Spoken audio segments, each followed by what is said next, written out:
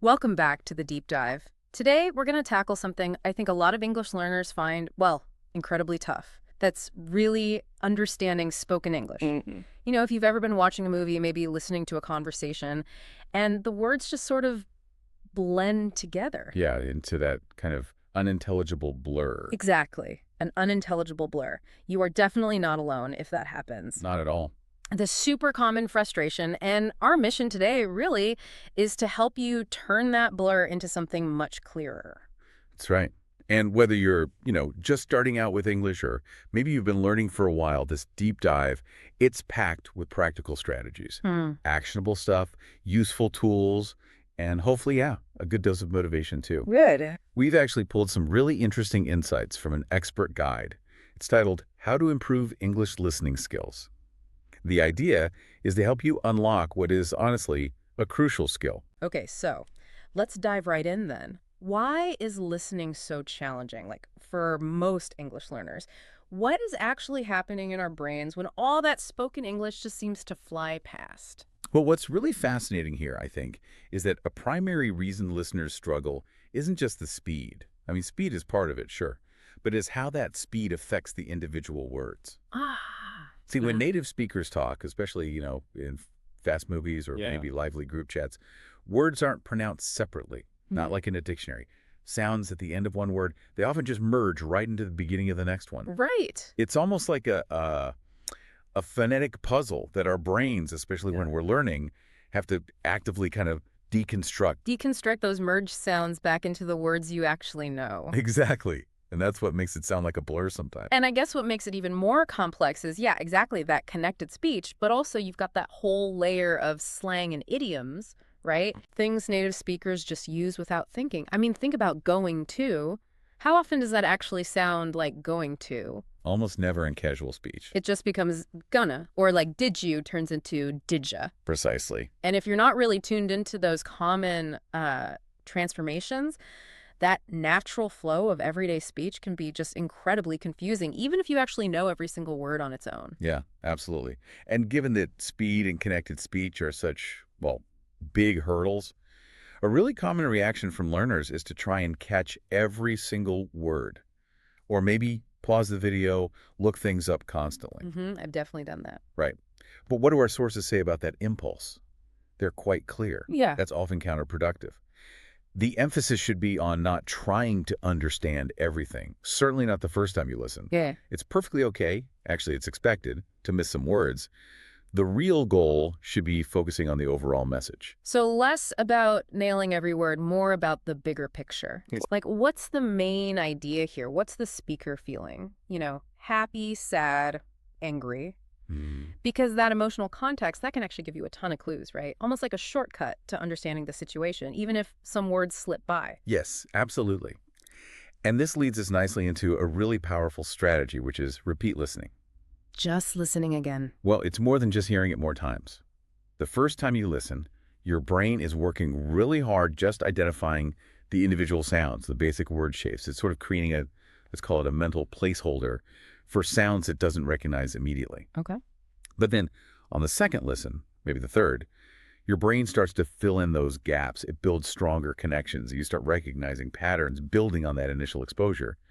It's quite effective. And I suppose that's how your brain starts to kind of cement those common phrases too. Precisely. Like you might hear something like, I'd rather not, or sounds good a few times. Hmm. And eventually you just learn them naturally. You don't even feel like you're trying to memorize them. Exactly. It's a bit like how you learn song lyrics, right? Just by hearing them over and over. Yeah, definitely. My brain is basically a library of 90s pop lyrics purely from, sheer repetition.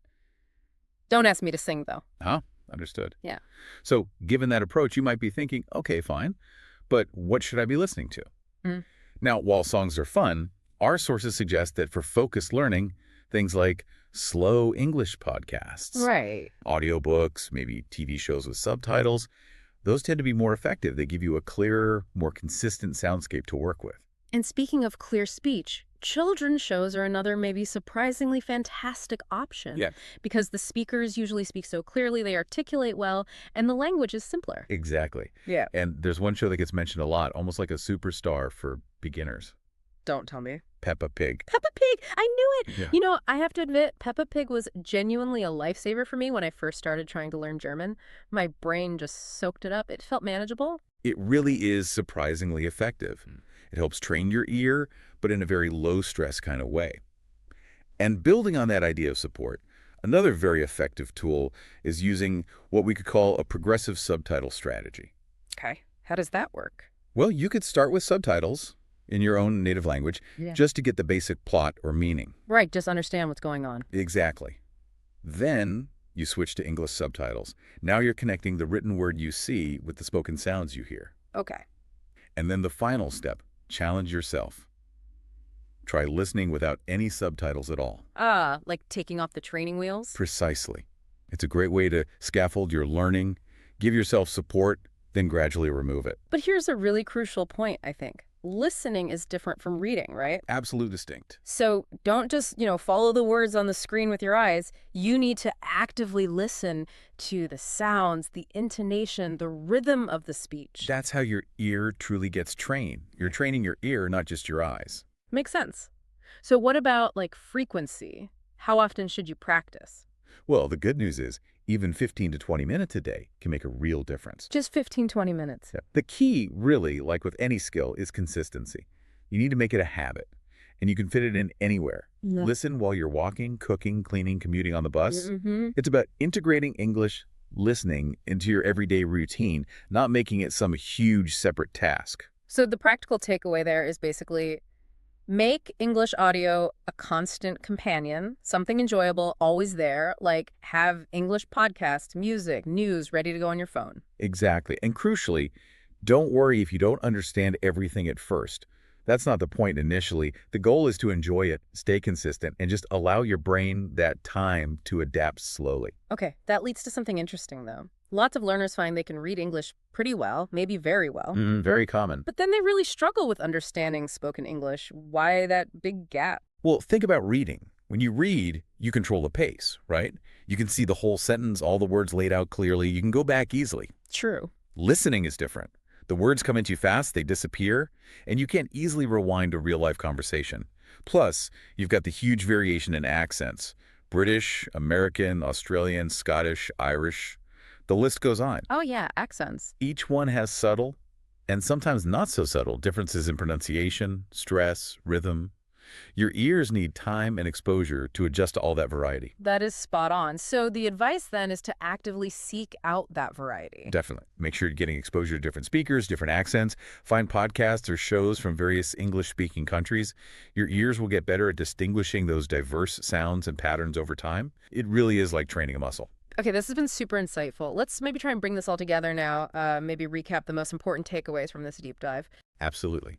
Let's summarize those key strategies we've talked about. First, don't try to understand every single word. Resist that urge. Focus instead on getting the main idea, the gist, and maybe the speaker's overall feeling or tone. Right, the big picture. Second, prioritize easy, comprehensible English materials, especially at the start. Think slow podcasts, maybe audiobooks aimed at learners, or children's shows.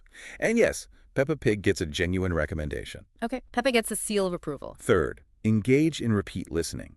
Remember, each time you listen, your brain processes it a bit differently. It helps you start recognizing common words and those useful patterns like I'd rather not or sounds good. Got it, repeat. Fourth, use that progressive subtitle strategy. Start with your native language if needed, then switch to English subtitles, and finally, try listening without any support. But always remember, active listening is different from just writing along. Listen with your ears, not just your eyes. Exactly. Yeah. Fifth, integrate daily listening practice. Even just 15-20 minutes counts if it's consistent. Make it a habit during everyday activities. Keep English audio easily accessible on your devices. Make it part of life. Sixth, actively seek out exposure to different accents. Train your ears to handle the variety of spoken English around the world. And finally, maybe most importantly, make the learning process fun. Find things you genuinely enjoy listening to. That comprehensive summary really hits all the key points. Thanks. And, there's one powerful bonus tip we should probably add for anyone looking for that extra edge. Oh. Try shadowing. Shadowing. Good one. Yeah, and it's not just about mimicking like a parrot, it's about actively listening to some audio, maybe a short clip, and then immediately repeating what you hear out loud. You try to match the rhythm, the intonation, even those little pauses the speaker uses. Matching the melody of the language. Exactly, and it's incredibly beneficial not just for listening comprehension, because it trains your brain to anticipate how native speakers connect sounds, but also for your own speaking fluency. That's a fantastic point. Shadowing really does connect listening and speaking. So, to wrap things up, improving your listening skills. It isn't some kind of magic trick, right? There's no instant fix. No magic wand, unfortunately. No, it's the direct result of consistent patient practice. It's about embracing that journey, maybe understanding a little bit about how your brain processes sound, and crucially, finding enjoyment in it. You really will be surprised how much you improve when you listen actively and, importantly, consistently. So, what does this all mean for you listening right now? Maybe consider this. How could choosing topics you genuinely love, whether that's sports, music, maybe true crime, cooking, travel, whatever it is, how could listening to that with active interest really transform your learning experience? What specific interests could you choose right now to deepen your connection with English through listening? Something to think about.